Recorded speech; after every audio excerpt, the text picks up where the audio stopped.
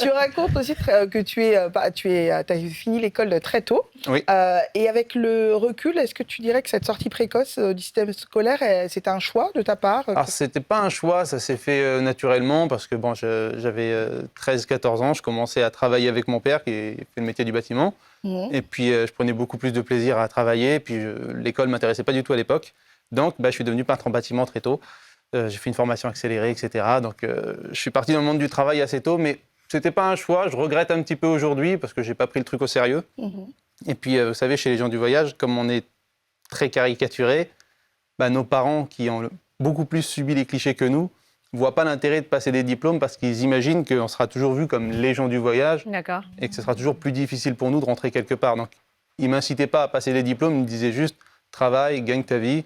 Et même quand on travaille, par exemple, dans le métier que je fais, je suis peintre en bâtiment, et beaucoup de mes clients, peut-être qui vont me voir aujourd'hui, je suis auto-entrepreneur, ne savent pas que je suis un voyageur.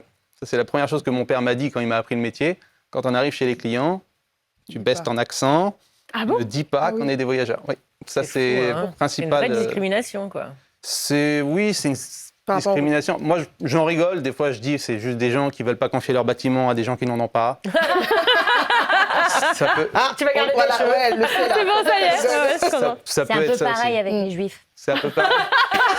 C'est vrai qu'on a une histoire un peu liée Un et peu, pas là. dans Ouais. les bonnes Pas circonstances. dans des bonnes circonstances. Et du coup, comment tu as eu le déclic par rapport à l'humour? Par rapport à l'humour, en fait, c'est ma femme qui m'a poussé à faire. Parce qu'en fait, moi, ce que je voulais, c'était prouver à mes enfants que c'est pas parce qu'on est issu de la communauté des gens du voyage qu'on ne peut pas faire ce qu'on veut. J'ai 2 enfants. À la naissance du deuxième, je me suis dit, je leur donne pas le bon exemple. Je fais exactement pareil que mon père faisait, même si c'est un métier très respectable, mais mon père a toujours bien travaillé. Mais je voulais absolument leur prouver que c'est possible de réaliser ses rêves. Et ma femme m'a dit, lance-toi, tu es capable de faire ça. Et aujourd'hui, ma principale source d'inspiration, ma principale force, c'est ma famille, c'est mes enfants. Oh, Et je veux réussir juste pour eux. Magnifique. Bravo.